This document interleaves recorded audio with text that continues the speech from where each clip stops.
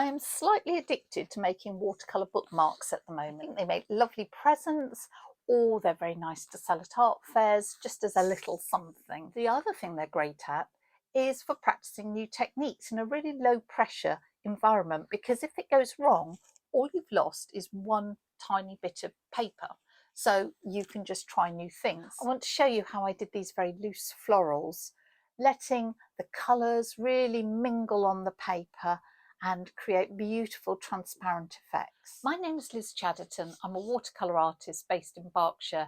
Every week I share tips, tricks and techniques that I wish I'd known about ages ago.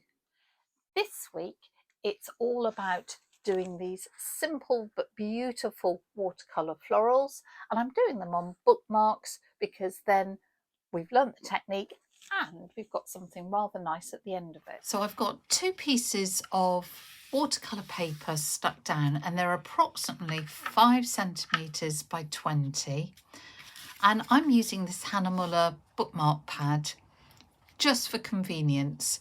It's 100% cotton paper, it's £140 or 300 GSM, and it's really nice paper.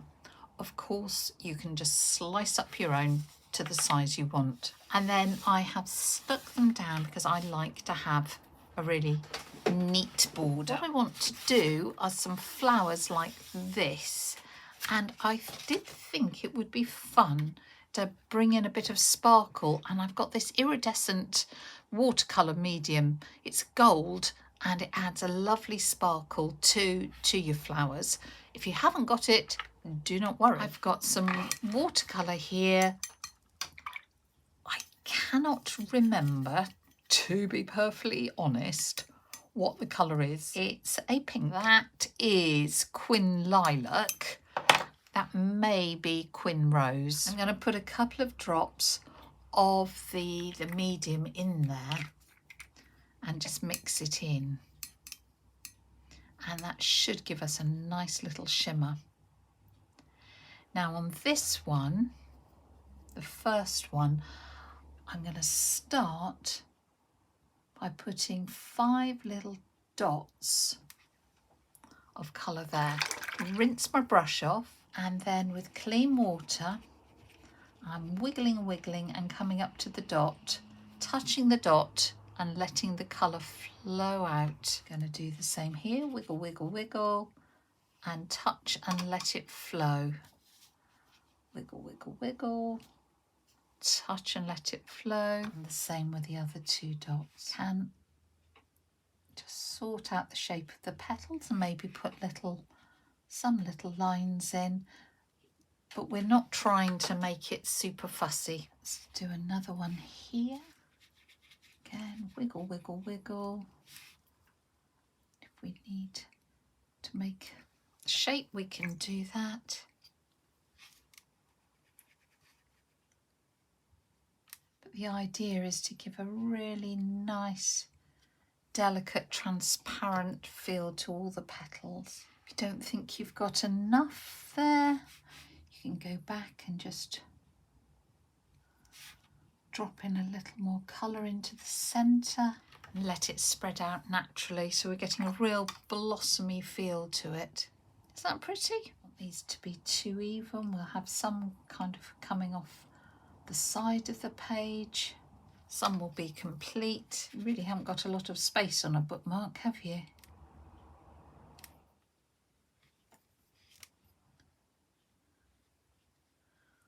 Do keep an eye on what's going on as it dries, if you need to.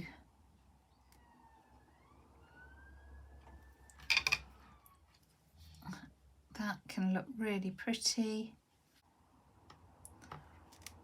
We need to be aware of them drying further up the page. Just grabbing a little bit of Prussian blue that also has some of that gold in. We could do little centres, and while it's damp it'll touch and maybe feather in. That could be pretty. You could stick with your pinks and just do the centres stronger if you prefer. And this is a really good exercise.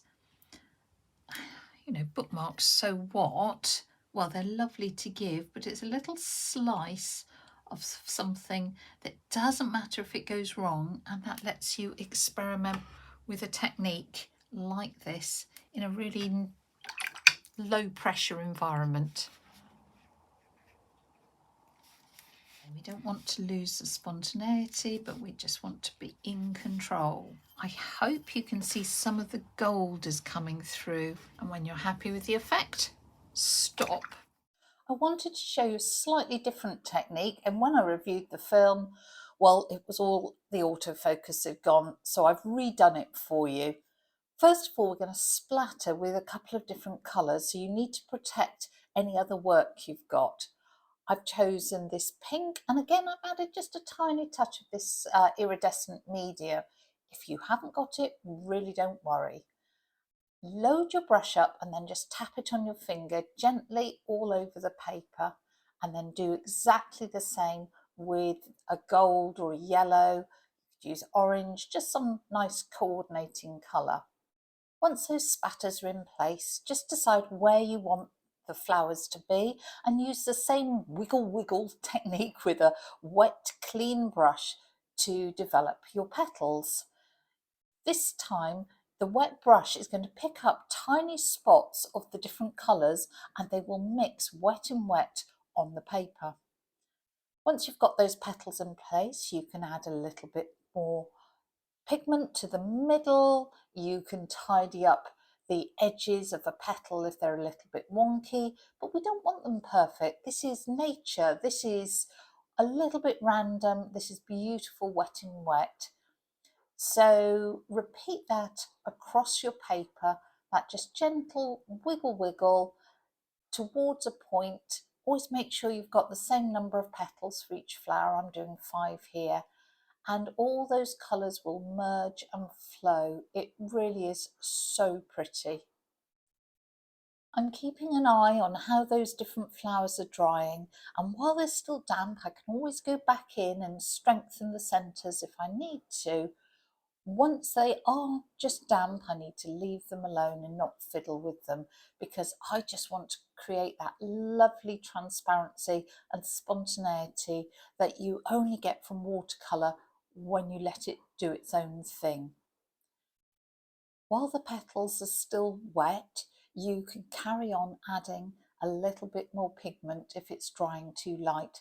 So adding a little detail to the centre simply gives a focus point, and it's enough detail to keep us interested and for us to feel that there's more going on.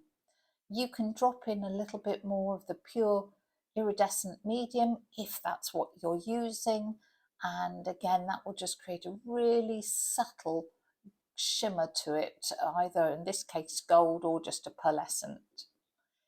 You could just use a iridescent watercolour, a metallic watercolour, but they tend to be a bit gluey and they don't move through the water very nicely.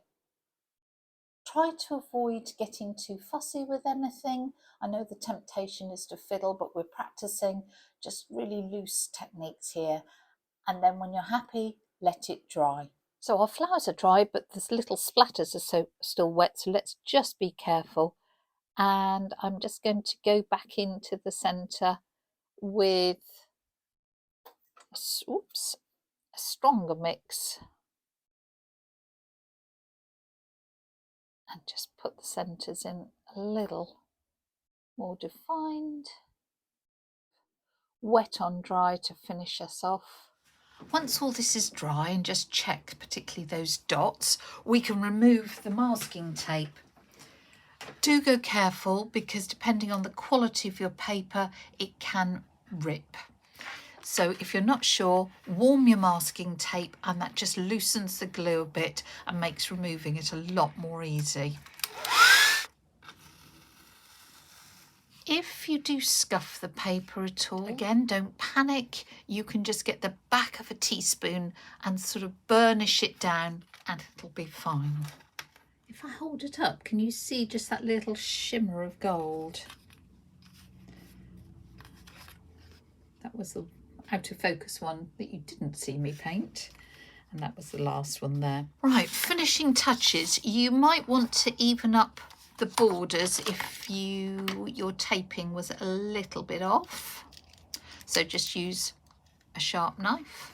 If any paint has seeped under, you could use a tiny touch of white gouache just to cover it up, or even something like a white acrylic pen just to touch up edges. I have got a little hole, not a hole punch, a corner punch that rounds the corners off. I like to do that with my bookmarks.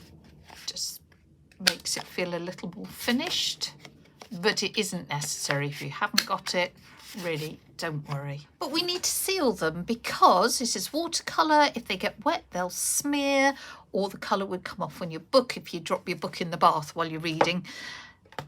I like to use wax. Now this is Annie Sloan chalk paint wax. It's actually designed for going on furniture.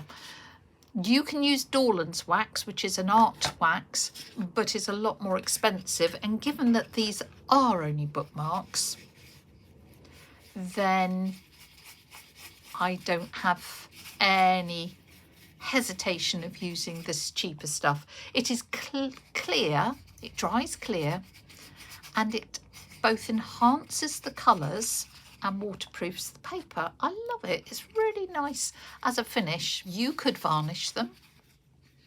You could laminate them.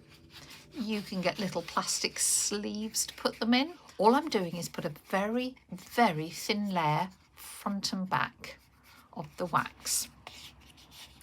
You could use a cloth, and that's probably a wise idea, especially if you have eczema or dry skin on your hands or anything like that. Once you've put the wax on, you let it dry, or cure is probably a better word, cure, for probably only about an hour, depending how warm it is where you are.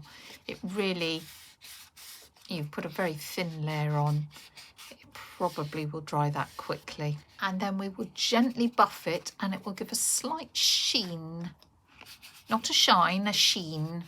And that's a really lovely finish. Just waterproofs this, seals them.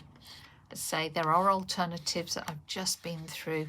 If you don't like that look, or you haven't got any wax, but a pot of wax like this, I don't, I'm going to say probably £8–9, but would varnish, well not varnish, but would seal about 3 million bookmarks. It does not smear the watercolours. People are worried about that, but watercolour is water soluble. There is no water in this wax, therefore it will not smear. If by any chance, I don't know, you put on, a wax crayon, to finish it off, decided to do a bit of a mixed media one, then that would smear, but watercolour will not. If in doubt, always do a little test. And the other advantage of doing this, if you have slightly scuffed your paper when you were taking off that tape, which can happen, just depends on the quality of your paper and how sticky your tape is, then as well as burnishing it with the back of a teaspoon like I suggested, this waxing process just settles the fibres down so it doesn't show. The final thing to do once they're dry, and when they're dry they won't feel sticky anymore, is to get a lint-free cloth, and you could use a tea towel or, I don't know, an old t-shirt, something like that, and then buff them. And buffing, there's nothing clever about buffing.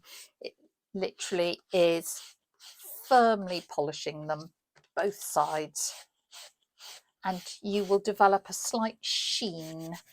Say not a shine, a sheen. If your cloth is dragging, if you can feel it dragging slightly, just means your wax needs to cure for a little longer. When you're happy with the finish, work out which way up you want them to be, and then mark where you want the tassel to go if you're putting tassels on. Then take a hole punch and punch a hole. And then this is the fun bit of selecting a tassel to go with them. So you can buy these tassels online very cheaply, a few pence each, and they come in gorgeous colours. I'm getting to the end of my selection. Oh, but see, that's perfect there. I have got another purple one. Yippee. Not sure actually about that purple. I could go for a cream one with that. If you haven't got a tassel, don't worry, just don't punch the hole. Or you could use a narrow piece of ribbon and loop it through the hole. Which I will put one. I think I'll put purple on there. You can change your mind and take it off again. Yeah, just loop it through the hole, fold it in half, loop it through the hole, pull the ends through, just as I'm doing with these tassels.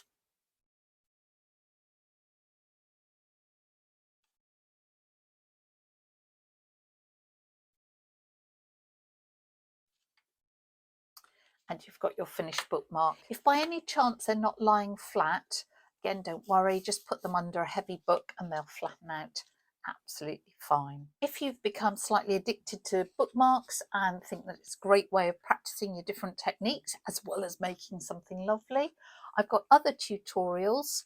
So I've got one about line and wash sort of fantasy landscapes. I've got one with line and wash and then with little bits of collage, so that's nice. I've got one using a stencil and modelling paste, and then I've got another which also uses a stencil but a reverse stencil, so you do the background and then lift out through a stencil, and I really like how, say, those ones have come out. And I've also got one which gives practice for using masking fluid to create little landscapes, and I think those have turned out rather nicely too. And I apologise if you get as addicted as I have to making bookmarks.